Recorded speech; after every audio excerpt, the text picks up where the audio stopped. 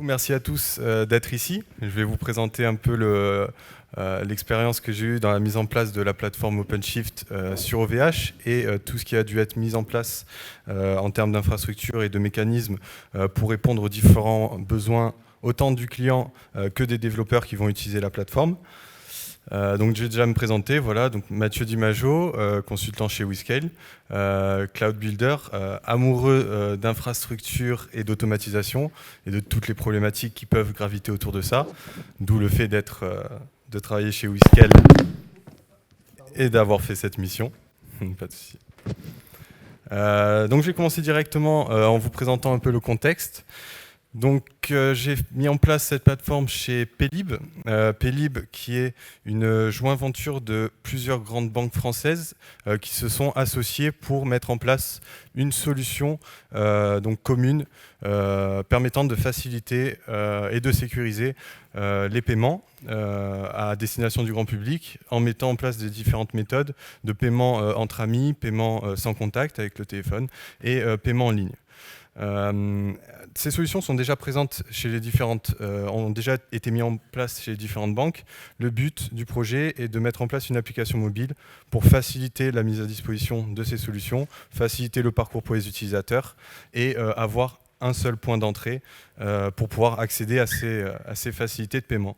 Une autre solution doit être mise en place, c'est un back-office pour que les banques puissent faire le support de cette solution de paiement. Et enfin, dans l'avenir, des API et des services pour justement mettre à disposition cette solution-là, enfin ces solutions-là, à différents tiers, comme des sites marchands par exemple, pour pouvoir offrir cette solution au maximum d'utilisateurs possible. Au niveau des équipes, donc j'ai été en collaboration justement avec Xebia, qui est en charge de ce projet, donc qui est une équipe de 3 développeurs et d'un Scrum Master. Justement une très bonne équipe avec qui je me suis très vite très bien entendu et avec qui on a beaucoup communiqué et travaillé ensemble justement pour pouvoir fournir une solution qui leur correspond et qui leur permet d'être autonomes au niveau de la mise en place de leur application. Ce qui a été intéressant aussi, c'est d'être auprès des équipes métiers et des archis côté Paylib, d'être dans le même open space et de pouvoir justement communiquer sur la solution à mettre en place et d'être au plus près des besoins du client et de pouvoir travailler justement autant avec les besoins du client que ceux des développeurs. La conduite du projet s'est faite en mode agile, justement, super bien exécuté par Xebia. Je crois que c'est la première fois que je suis dans un projet où je vois vraiment les méthodes agiles appliquées dans leur ensemble et que je vois autant le bénéfice que ça peut apporter dans l'exécution d'un projet. On ne faisait pas juste que déplacer des post-it sur un mur.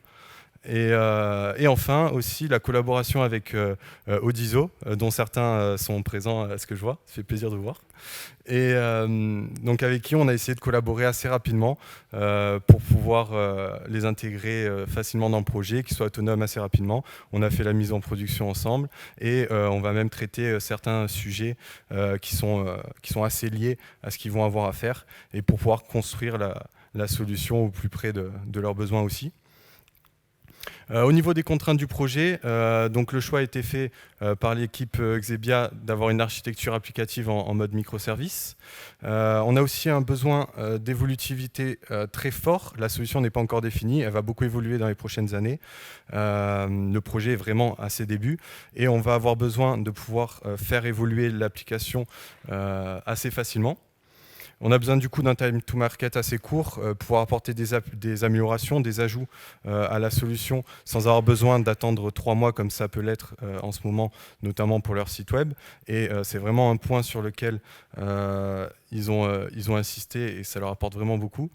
Et aussi un point très important, l'autonomie des développeurs grâce à cette plateforme qui puissent facilement tester, déployer, mettre en production leur applicatif et qu'ils soient autonomes et aussi que ce soit rapide et facile grâce aux automatismes. Et enfin, inhérent à la solution qui va être déployée sur cette infrastructure, des besoins de sécurité, de résilience et de scalabilité très très forts.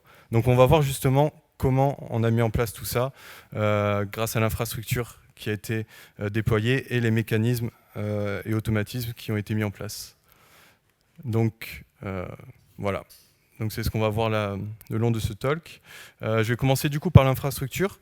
Un des besoins du client, ça a été de ne pas aller chez un provider américain. Donc il a fallu trouver un hébergeur justement qui puisse nous permettre de mettre en place ce type d'architecture sans être un AWS, GCP, Azure, etc. Donc c'est pour ça qu'on est parti sur OVH, chez OVH. À la base, moi, je ne connaissais pas trop OVH, je n'avais jamais travaillé chez eux. J'ai commencé à avoir un peu peur quand on m'a dit OVH. Et finalement, quand j'ai commencé à regarder les solutions qu'ils mettaient à disposition, je me suis rendu compte qu'il y avait vraiment moyen de faire tout type, de mettre en place tout type d'infrastructure. Ils peuvent nous mettre à disposition des serveurs dédiés, comme un cloud public, un OpenStack sur lequel on va pouvoir provisionner directement des VM et les utiliser pour nos différents besoins. Nous, on a voulu utiliser une solution intermédiaire, donc qui nous permettait d'avoir l'autonomie dans la mise en place de l'infrastructure, qu'on puisse gérer nous-mêmes notre topologie réseau et déployer notre plateforme, mais s'abstraire quand même de la solution en dessous, notamment de tout ce qui est la virtualisation des machines et de la gestion justement du parc de serveurs physiques. Donc il y a une solution qui est vraiment très intéressante pour ça, c'est le SDDC. C'est le Software Defined Data Center qui nous met à disposition en fait un vSphere totalement managé avec donc vCenter, NSX, des hyperviseurs ESX déjà totalement configurés, prêts à être utilisés, sur lesquels on va pouvoir déployer nos différentes VM. On a aussi accès à des VLAN pour pouvoir mettre en place notre topologie réseau. On peut vraiment définir notre infrastructure selon nos besoins. Et surtout, ça va nous apporter une élasticité au niveau des ressources et de s'abstraire justement de la gestion de cette élasticité. On peut rajouter des hosts autant que l'on veut à la demande et rajouter de la puissance de calcul, de la mémoire dans notre cluster très facilement et à la demande. Ils nous mettent aussi à disposition des data stores. Il y a différents types de data stores selon les besoins de performance. Et pour nous, ça a été un peu le seul point un peu négatif par rapport à nos besoins. On avait aussi besoin d'élasticité, notamment pour OpenShift, pour tout ce qui est gestion des volumes, de la persistance des volumes. Il nous fallait une solution qui nous permettait de nous abstraire de la configuration de ces data stores. Typiquement, si on rajoute un data store, il faut au moins une solution par-dessus pour justement les mettre à disposition, les agréger et les utiliser facilement. Ce n'était pas le cas du coup avec cette solution-là. Il aurait fallu mettre en place peut-être un GlusterFS ou du CFFS, quelque chose qui agrégerait tout le stockage. Et du coup, on est parti vers une deuxième solution, donc toujours le SDDC, mais cette fois avec du vSAN. En fait, cette solution va nous mettre à disposition dans les hyperviseurs du stockage NVMe, qui est du stockage vraiment très performant et qui va être agrégé avec une solution vSAN et à laquelle on va pouvoir accéder, configurer facilement et qu'on va pouvoir utiliser facilement avec OpenShift. Je vous expliquerai un peu plus ça un peu plus après. Donc voilà pour cette solution. Grâce à ça, on ajoute du coup aussi l'élasticité du stockage. On a besoin de plus de ressources de stockage. On rajoute un hyperviseur avec le stockage dedans. Automatiquement, c'est configuré, ajouté au pool de stockage et on peut l'utiliser sans aucune configuration dans notre cluster. Là-dessus, donc, on a déployé notre solution OpenShift. Donc OpenShift qui va nous permettre de mettre en place, manager des applications conteneurisées, les mettre à l'échelle et de pouvoir déployer des applications conteneurisées très facilement. Ce qui est bien avec OpenShift, c'est que ça nous met à disposition un cluster Kubernetes totalement configuré, sécurisé, ready to use. On peut, dès que l'installation est terminée, déployer des conteneurs dessus. Mais ce n'est pas tout. C'est une solution vraiment complète qui va en plus de ça nous apporter pas mal d'outils, notamment de logging, déjà tout configuré.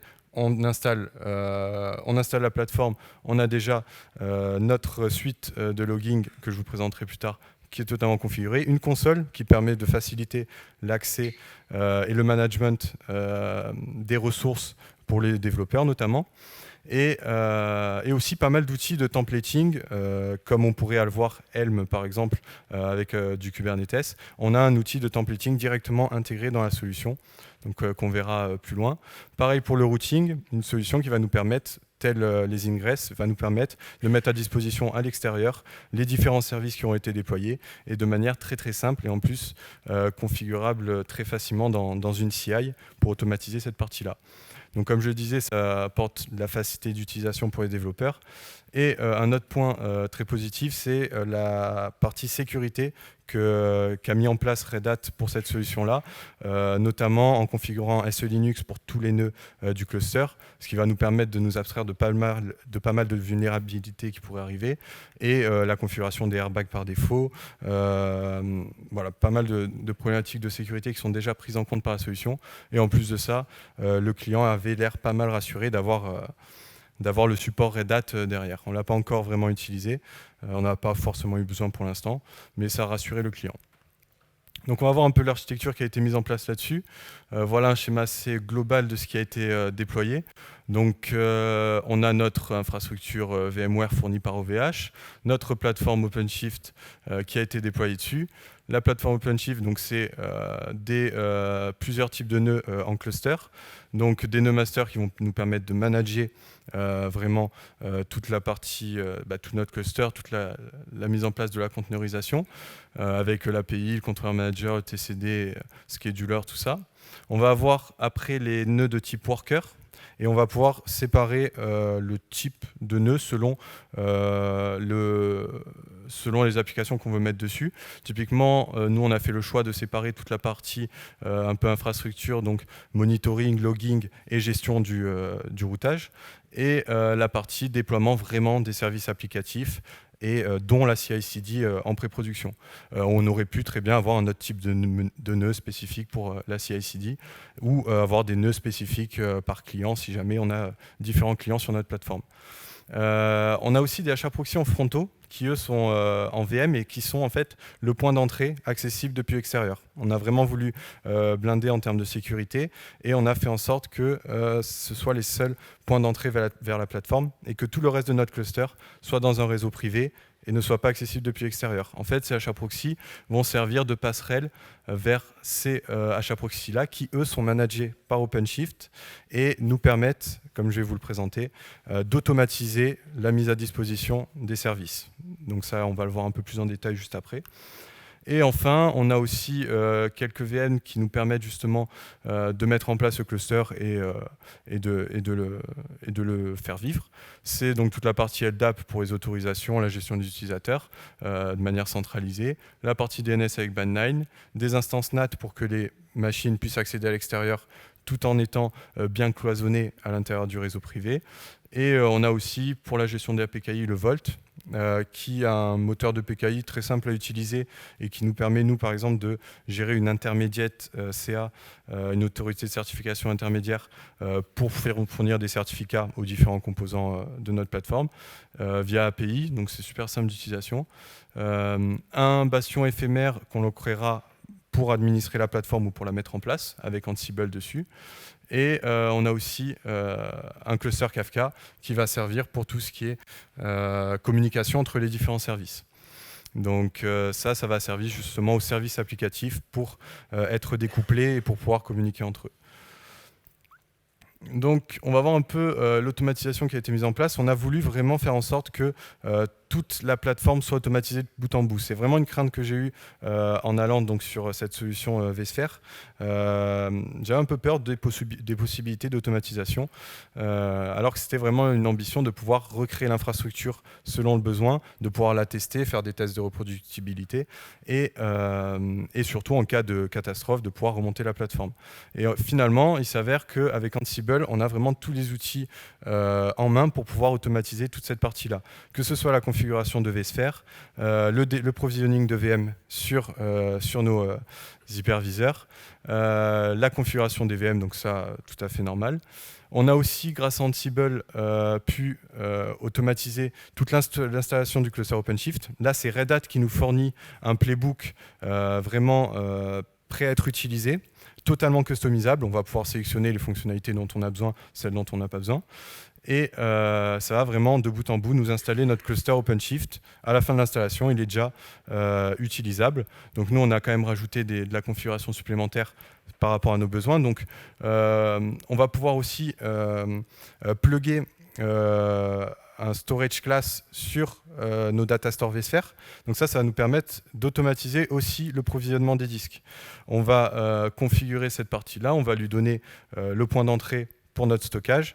Et dès qu'on va avoir un persistant de volume, avoir besoin d'un persistant de volume pour nos applicatifs, automatiquement, il ira provisionner un disque, l'attacher à la machine, il manage ça automatiquement et ça marche vraiment super bien. Et après, nous, on a fait toute la partie configuration, donc des permissions, des routeurs avec nos certificats, du monitoring, la préparation des environnements pour recueillir les services, avec les différents services account, les différents droits. Voilà, faire en sorte que l'on puisse directement déployer nos services et que les développeurs puissent s'amuser à déployer leurs conteneurs sans avoir à toucher à l'infra. Et ça nous permet aussi de pouvoir recréer cette infrastructure de toutes pièces. On a aussi automatisé d'autres tâches justement pour la maintenance, ce qui était un peu récurrent, un peu rébarbatif et qu'on pouvait automatiser. On l'a fait de telle sorte à ce que ça soit un peu plus facile de l'administrer par la suite. Donc tout ce qui est backup restore, ajout de nœuds, réparation de TCD, etc. Tout ça, on a fait en sorte d'avoir des playbooks qui nous permettent de gérer ces parties-là. Donc justement, toute cette automatisation nous a permis d'arriver à l'autre étape d'automatisation vraiment intéressante justement pour toute la partie développement, qui est la CI/CD. Et donc la CI/CD qui est aussi déployée grâce à Ansible. Donc avec Ansible, on peut déployer sur OpenShift facilement et on a déployé donc toute notre stack de CI/CD donc de manière automatisée. Et c'est à partir de là, ensuite, qu'on va pouvoir déployer tous les services applicatifs. Pour cette CI/CD, on a différents composants. Donc on a tout d'abord GitLab pour la gestion du versionning et GitLab CI pour tout ce qui est pipeline, pour pouvoir exécuter justement toutes ces tâches d'intégration et de déploiement. Des GitLab runners, qui sont déployés sur OpenShift et qui vont nous permettre de les scaler selon les besoins, selon le nombre de pipelines et les charges qu'on a. Et c'est là-dessus qu'on va exécuter nos différentes tâches. Et on l'a configuré avec Kubernetes Executor. Kubernetes Executor qui va nous permettre en fait facilement de pouvoir exécuter ces tâches dans des conteneurs sur des images spécifiques dans notre cluster OpenShift. Donc grâce à ça, on va pouvoir spécifier une image dont on a besoin pour pouvoir faire n'importe quelle tâche de déploiement. Je vais vous montrer en quoi ça nous a servi et en quoi c'était nécessaire pour nous. On a aussi la partie donc Artifactory pour la gestion des artefacts, pour le code applicatif, pour le Docker Registry aussi, pour gérer toutes nos images, et SonarQube pour les tests de qualité du code. Donc un petit exemple pour voir un peu tout ce processus-là qui a été mis en place. Donc un utilisateur qui va merger par exemple une feature branch sur GitLab, à ce moment-là un pipeline va être exécuté, une notification va être envoyée sur Slack pour prévenir qu'une modification a été faite, qu'une branche a été mergée. On va ensuite exécuter le pipeline de manière automatisée. Le runner va commencer à enchaîner les tâches, tests de qualité, construction du code, test du code, delivery de l'artefact sur Artifactory pour qu'il puisse en plus ensuite être intégré dans une image. Notification de la nouvelle version, notamment de l'applicatif.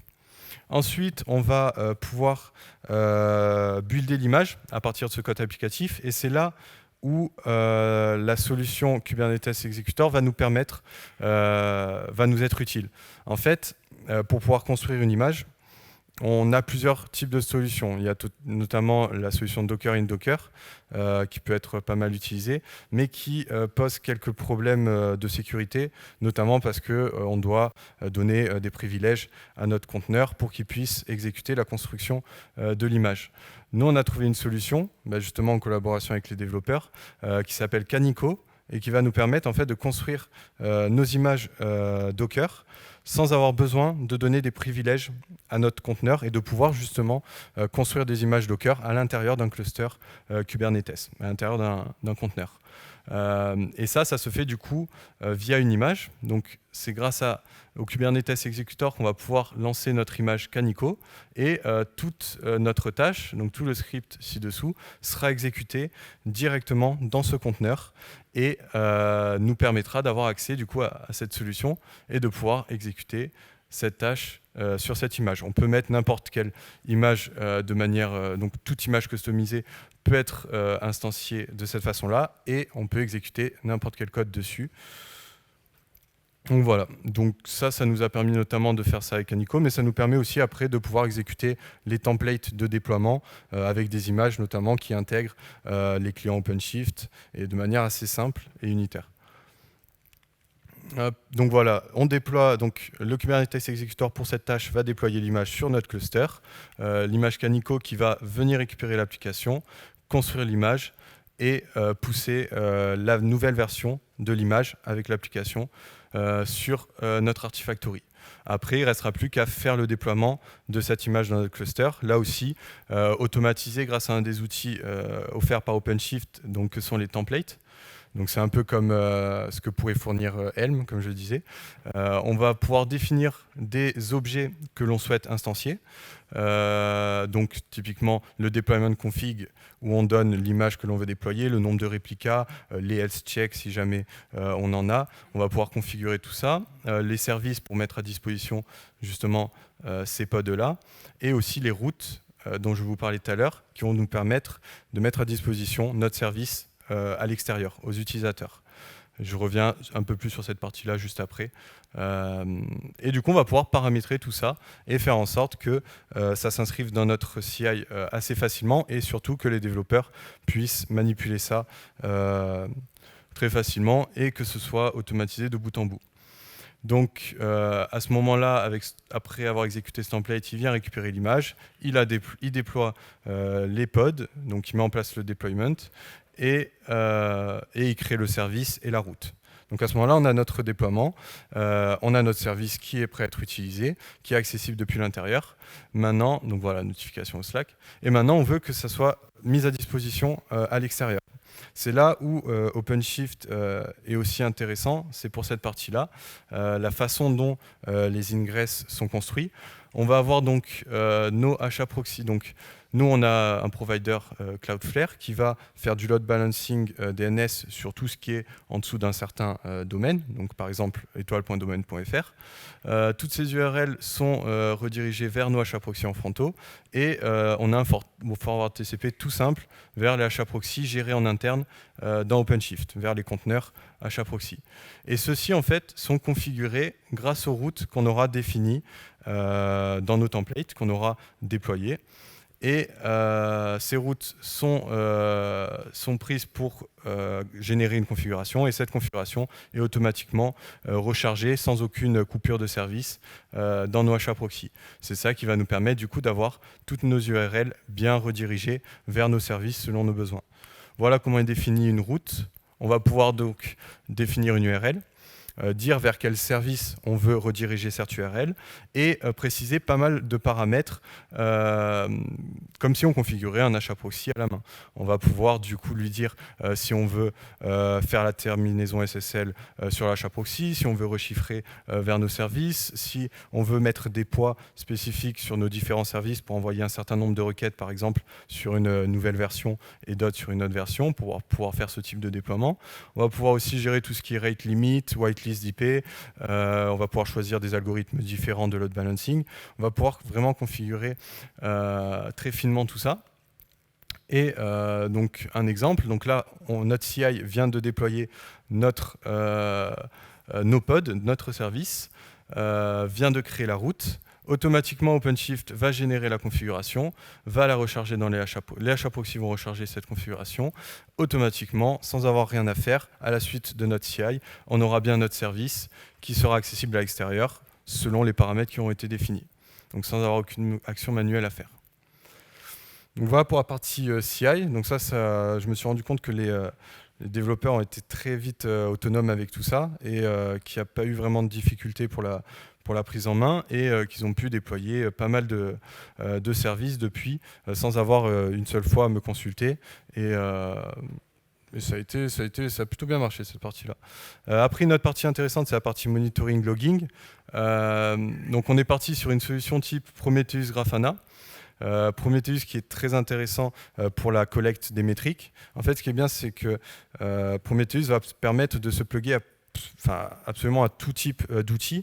On va pouvoir soit faire de la récupération de métriques, donc du pool de métriques sur, par exemple, le chemin d'une application, par exemple un slash métrique sur votre application qui retourne les dites métriques. On peut très bien avoir aussi un exporteur à part, vraiment un petit bout d'application à part qui va venir récupérer les métriques et les mettre à disposition.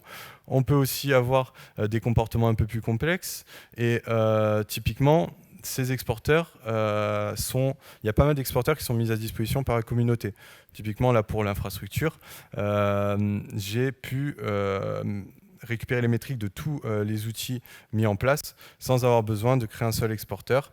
Et les métriques récupérées remplissaient largement les besoins que j'avais de monitoring. Donc, il y a une très, très forte communauté qui met à disposition ça. Et souvent, même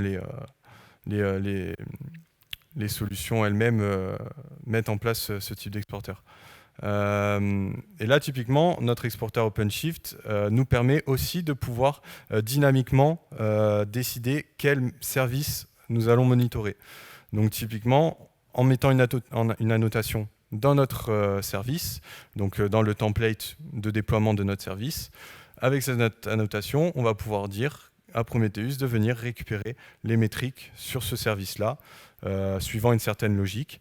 Et automatiquement, dès qu'on déploiera des services et qu'on mettra cette annotation, les services seront monitorés sans avoir aucune configuration à faire. Prometheus vient avec un Alert Manager qui est un Alert Manager assez basique, mais qui était suffisant pour nos besoins. On peut très bien plugger un autre type d'Alert Manager. Mais voilà, avec ça, on va pouvoir définir des règles en fonction de nos métriques pour pouvoir être alerté selon certaines règles. Là-dessus, on a plugué aussi un Grafana pour tout ce qui est visualisation. Donc pareil, Grafana qui est un super outil de par la communauté qui l'entoure. Il y a vraiment beaucoup de dashboards qui sont mis à disposition pour tout type d'outils et qui vont permettre de mettre en place de base des dashboards assez complexes et assez facilement. Enfin, tout type de dashboard, que ce soit des dashboards simples ou complexes. Et en plus de ça, on va pouvoir récupérer ceux de la communauté, les customiser selon nos besoins. Et ça permet facilement d'avoir ce type de dashboard et d'avoir justement, typiquement, ça c'est un dashboard mis à disposition par la communauté qui est directement configuré comme tel, qui se plug sur le Prometheus et qui nous permet d'avoir directement accès à ces dashboards. Donc là, typiquement, on a une vue assez globale de notre cluster et un peu plus bas, il y a vraiment beaucoup de dashboards dedans. On a une vue un peu plus fine de la consommation des conteneurs, des entrées-sorties pour chacun des services en termes de réseau, etc. Pour la partie logging, ça c'est vraiment quelque chose qui est déployé par OpenShift. Ça fait partie du playbook d'installation d'OpenShift et c'est directement utilisable tel quel. C'est la mise en place donc d'une stack FluentD, Elasticsearch, Kibana. FluentD qui va être déployé sur chacun de nos nœuds, qui est déployé en mode conteneur dans OpenShift, donc qui bénéficie de tous les mécanismes de résilience d'OpenShift. Et donc qui va récupérer sur chaque nœud tous les logs des conteneurs pour les envoyer dans la base de données Elasticsearch. Et du coup, on a le Kibana qui va permettre de visualiser tout ça, de pouvoir faire des dashboards aussi dessus, selon nos besoins. Donc ça, voilà, il n'y a même pas besoin de configurer quoi que ce soit, c'est automatiquement mis à disposition et configuré de telle sorte à récupérer les logs de vos différents services. Et après, ça peut être configuré plus finement selon les besoins. En termes...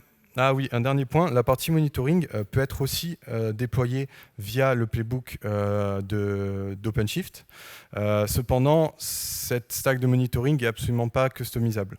C'est vraiment quelque chose qui est juste en mode lecture et qui va nous permettre d'avoir des métriques de base et des dashboards de base.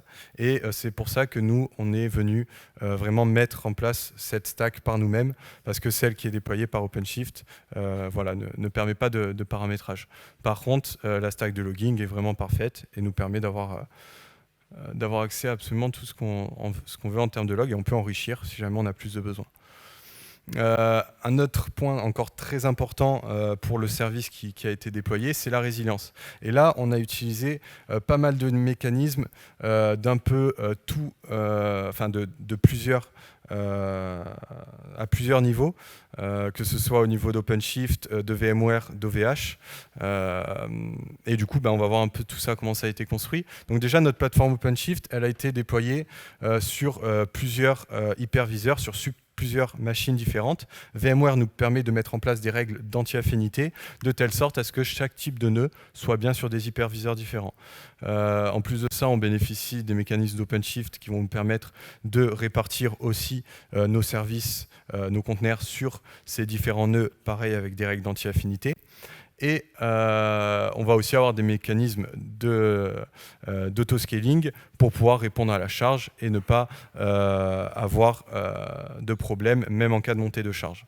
Et en plus de ça, on a tous les mécanismes de health check qui vont nous permettre de nous rendre compte d'un problème sur un service, de pouvoir le redémarrer et de s'assurer que même en cas de panne d'un service, celui-ci reste bien déjà en ligne, qu'il soit toujours accessible et qu'on garde rapidement la même qualité de service. Ces mécanismes-là nous ont aussi permis de pallier à la perte de nœuds. On va pouvoir perdre des nœuds et on va pouvoir quand même continuer à manager notre cluster, à avoir notre monitoring et à avoir nos services qui tournent.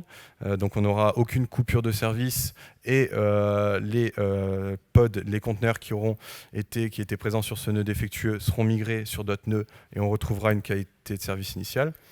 En plus de ça, on a automatisé du coup l'ajout de nœuds pour pouvoir récupérer ces nœuds-là de manière automatique. Et justement, après, les mécanismes d'OpenShift vont rebasculer tous nos conteneurs sur les différents nœuds. On retrouve un état initial et on reste résilient même face à la panne. Pareil dans le cas de la perte d'une machine physique, qui est vraiment la panne à laquelle on voulait se prémunir le plus, qui est la moins rare et qui est déjà arrivée justement 2 fois depuis qu'on est en production. Et dans ce cas-là, les pods sont de nouveau migrés, on garde le service tout du long, la qualité de service est maintenue. Et en plus de ça, les mécanismes de VMware vont nous permettre, vont migrer en fait les nœuds qui étaient présents sur cet hyperviseur défectueux de manière automatisée et transparente. Et du coup, les conteneurs vont pouvoir rebasculer et se remettre en place sur nos différents nœuds. En plus de ça, OVH se rend compte automatiquement de l'hyperviseur, de la défaillance de l'hyperviseur. Du coup, il va venir remplacer cet hyperviseur-là. De l'expérience qu'on en a eue, c'est aux alentours des 5 minutes. Donc on a quand même notre service qui continue de fonctionner. Si jamais on était ric-rac en termes de ressources, il y aura peut-être une petite réduction en termes de qualité de service, mais notre service sera toujours là. L'hyperviseur est mis à disposition, directement configuré, prêt à être utilisé. Et les mécanismes de VMware, du vSphere, vont basculer, grâce aux règles d'anti-affinité, nos nœuds sur ce nouvel hyperviseur de façon à retrouver, pareil, un état initial où on est de nouveau résilient et on a pu faire face à la panne sans coupure de service en restant résilient. On a fait ça aussi pour nos composants critiques, donc tout ce qui est DNS interne, NAT, les achats proxy frontaux, tout ce qui nous permet de pouvoir mettre à disposition le service. On a mis en place les mêmes mécanismes, que ce soit de l'actif actif ou de l'actif passif, comme pour le Bind9 et les NAT. On va pouvoir subir la perte de nœuds ou d'hyperviseurs. Si jamais c'était un nœud actif, un autre prend le relais. Les autres, les actifs continuent de traiter par exemple les requêtes pour les achats proxy. En plus de ça, le provider, donc Cloudflare, nous permet de faire du health check et d'envoyer uniquement les requêtes vers des nœuds qui sont fonctionnels. Et donc, de la même façon, les nœuds sont migrés vers des hyperviseurs fonctionnels. Un hyperviseur est fourni par OVH pour remplacer le précédent et les nœuds sont rebasculés et on retrouve encore une fois un état initial et la résilience initiale. On a voulu aller un peu plus loin, on voulait aussi pouvoir s'abstraire de la perte d'un data center. On voulait que le client puisse continuer à fournir son service, même dans le cas de la perte de tout un data center. Donc là, par exemple, on est à Strasbourg pour la production, non, Roubaix pour la production. Et du coup, on a quand même mis une en place une infrastructure de PRA sur Strasbourg, du coup. Et du coup, on a vraiment une infrastructure de PRA qui est ISO à la production, qu'on déploie automatiquement, sur laquelle on déploie en parallèle de la même façon que sur la prod, et qui va nous permettre de basculer dessus en cas de défaillance. On a un système de synchronisation de données. Donc là, typiquement, on n'a pas de besoin très fort au niveau de la synchronisation des données. Les données sont principalement présentes chez des prestataires, donc on est juste en mode backup restore, mais on pourrait avoir des systèmes de synchronisation directe si jamais on a besoin des besoins de recovery beaucoup plus importants. Du coup, ça va nous permettre, grâce à aussi à Cloudflare, de pouvoir se rendre compte de la panne grâce au health check et de pouvoir switcher très rapidement les enregistrements DNS. Donc Cloudflare dit que ça lui prend moins de 5 secondes justement pour pouvoir switcher. Donc on n'a pas encore fait l'expérience de ça, mais selon la documentation, c'est moins de 5 secondes pour switcher les enregistrements DNS, ce qui est vraiment très intéressant. Du coup, ça va nous permettre de pouvoir perdre tout un data center, de basculer sur la PRA facilement, de maintenir le service malgré une légère petite coupure. Et grâce à l'automatisation qui a été mise en place pour toute l'infrastructure de bout en bout, on va pouvoir assez rapidement, là c'est dans l'ordre de quelques heures, remonter l'infrastructure principale et retrouver notre niveau de résilience, même pour ce cas de panne qui peut être assez rare.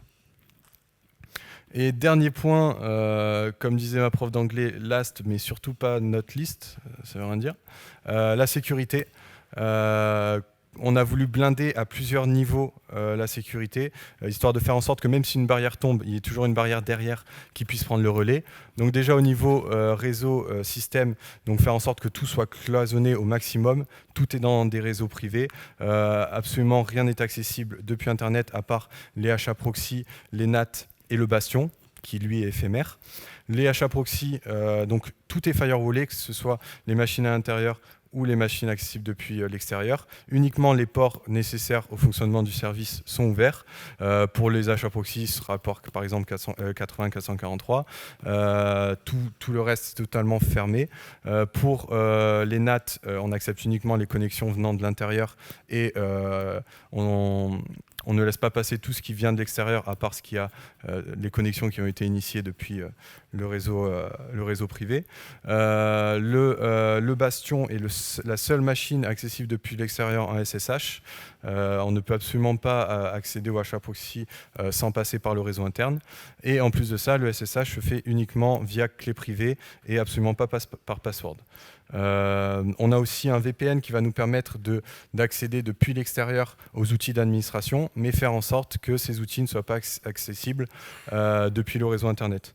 On s'assure que pour pouvoir accéder notamment au GitLab, à l'interface d'administration d'OpenShift et tous ces outils-là, il faille passer par le VPN pour passer par le réseau interne et accéder à ces outils. Donc même là-dessus, on ne pourra pas y accéder par les HA proxy notamment, comme c'est défini comme c'est mis en place initialement par la solution OpenShift.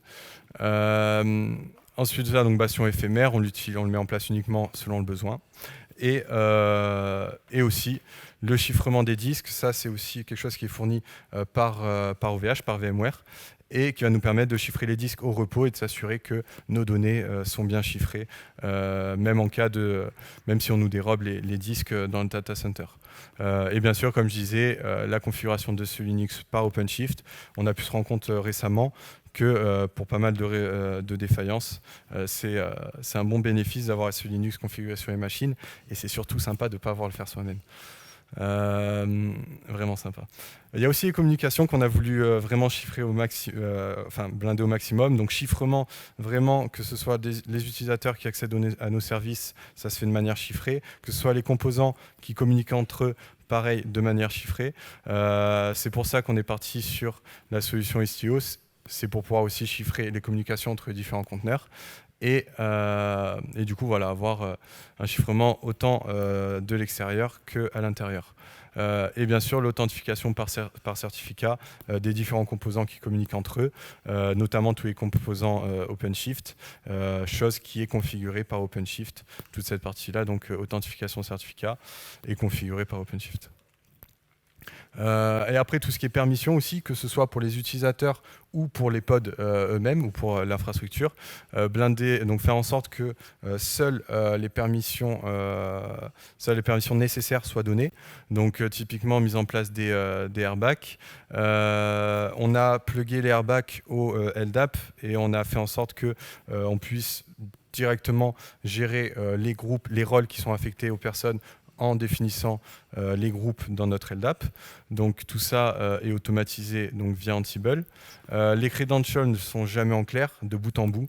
Jamais de credentials dans le code. On utilise pour ça Ansible Vault, qui est pas mal et qui va nous permettre quand même de pouvoir déployer de bout en bout toute la solution et de faire en sorte qu'elle soit utilisable sans avoir à mettre en clair un seul credential à un seul endroit. Les pod security policies, très intéressant comme fonctionnalité, qui vont nous permettre de nous assurer que même dans la vie de notre cluster, même lorsque l'on va déployer des pods, quelles que soient les applications qui vont être mises en place, on va s'assurer que des règles soient respectées dans le déploiement de ces pods-là, pour être sûr qu'il n'y ait pas de brèche qui puisse apparaître par la suite. Et bien sûr les network policies qui vont nous permettre d'être sûr que toutes les communications réseau soient légitimes et que seules celles-ci puissent être acceptées. Donc vraiment, voilà, que ce soit à l'intérieur ou à l'extérieur du cluster, faire en sorte de minimiser les surfaces d'attaque possibles. Voilà, bon, j'ai pas de micro, ça va pas marcher, mais voilà, c'est la fin. Merci beaucoup de m'avoir écouté. Juste pour finir, ça a été une expérience très intéressante, autant humainement en termes de projet et de collaboration que techniquement. C'était vraiment l'éclate. Et du coup, ce sera un plaisir d'en parler avec vous plus en détail si jamais vous avez des questions, des avis, des témoignages sur quoi que ce soit. Il y a pas mal de choses qui peuvent être approfondies là-dedans. Et ce sera un plaisir d'en discuter avec vous. Merci beaucoup à tous.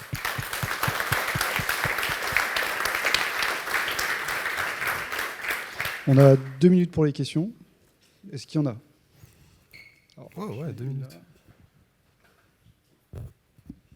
Bonjour. Bonjour. Merci pour cette présentation. J'ai 2 questions. Ouais. Comment vous gérez les différents environnements, Dev, Staging et Prod, si vous en avez, ouais. Et comment vous faites les montées de version du cluster OpenShift? Du cluster OpenShift. Alors, pour les environnements, on a vraiment voulu séparer totalement les environnements pré-production prod. Enfin, les environnements de test. Donc, on a un environnement bac à sable, un environnement production. Donc, un pour l'infra, vraiment, l'autre plus pour les besoins applicatifs. Et ceux-là sont totalement décorrélés de la production. Ils utilisent les mêmes mécanismes de déploiement, mais on a typiquement une infrastructure vSphere spécifique pour les environnements de test et une infrastructure vSphere spécifique pour notre production. On a vraiment cloisonné ça. Et du coup, le déploiement se fait via les mécanismes d'automatisation. Et là où la différence va se faire justement sur les endpoints sur lesquels on ira approvisionner notre infrastructure. Donc ça, c'est au niveau de l'automatisation Ansible et au niveau de la CI, où on va typiquement, comme je précisais, le déploiement se fait en parallèle sur la production, la PRA. On aura les mêmes mécanismes de déploiement, mais qui seront effectués sur des endpoints différents. Du coup, ça répond à la question ou c'est tout?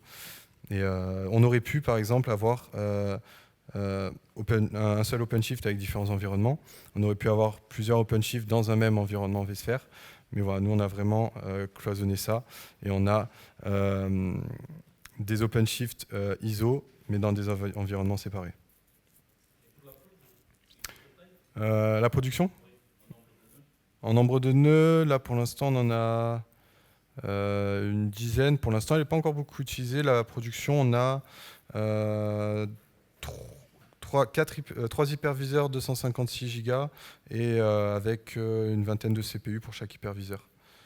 Donc ça fait à peu près 700 Go et une soixantaine de CPU à 3 GHz à peu près.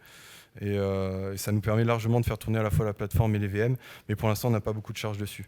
Donc typiquement les CPU sont utilisés à même pas 10% par rapport aux charges qu'il y a dessus.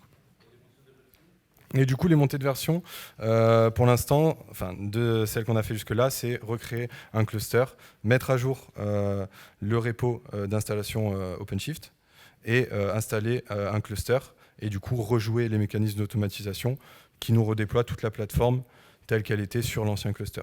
Donc en fait, on ne met pas à jour le cluster lui-même, on crée un autre cluster et voilà, c'est ça. Et du coup, ça nous permet voilà, de nous abstraire des problématiques. En fait, justement, c'est parce que j'avais eu un problème au moment d'une montée en version. Mon cluster était, donc c'était au moment de la mise en place sur le bac à sable. Le cluster s'est arrêté, la mise à jour s'est arrêtée en plein milieu. Le cluster n'était plus du tout utilisable. Et ça a été un gros bordel pour pouvoir tout remettre en place. Du coup, à partir de là, dès qu'il y avait une montée de version, nouveau cluster, dès qu'on est sûr que tout est bien déployé, tout est bien mis à jour, on bascule du coup les enregistrements dessus. Ouais. Merci pour la présentation. Merci. J'ai deux questions. Pourquoi vous avez utilisé Canico au lieu d'utiliser le build config d'OpenShift? Le build config. Ah oui, oui. OK. Et deuxième question, comment vous gérez les config maps et le secret dans le système CD? Alors, ouais, Canico, vas-y, je t'en prie. Alors, Canico, c'est pas de sa faute, c'est la mienne. Canico, c'est juste parce qu'on utilise le GitLab CI et pas les mécaniques de CI. On n'utilise pas les mécaniques de build d'OpenShift. Juste parce qu'on était parti sur du GitLab par facilité, on va dire. Voilà, c'est tout. Et pour l'autre, je te laisse faire. Et du coup, config map et secret, typiquement, on va utiliser... je vous ai parlé d'Ansible Vault brièvement, je ne l'ai pas fait apparaître. Ansible Vault, en fait, ça va nous permettre justement de pouvoir déployer nos différents secrets, donc tout ce qui doit être caché de manière chiffrée. Et typiquement, à partir de là, ces secrets seront soit utilisés par la CI, soit générés automatiquement par la CI pour être utilisés. Du coup, on n'aura pas besoin d'avoir ces secrets-là, ces credentials-là dans le code. Soit ils doivent être présents à la base pour être déployés, utilisés, et c'est fait via Ansible, puis utilisé au niveau de la CI. Soit c'est généré dans la CI, soit c'est généré dans la CI et utilisé par les composants qui doivent l'utiliser de façon à ne pas avoir besoin de les mettre en clair dans le code. Et là-dessus, c'est vrai que ça nous a pas mal aidé, Ansible Vault. C'est vraiment très facile à utiliser et ça nous permet de déployer tous ces secrets-là, que ce soit les certificats ou les credentials, très facilement. Voilà, on va arrêter là, je pense. Mais n'hésitez pas si vous en avez d'autres après, on peut se trouver, merci Mathieu. se retrouver après. Merci.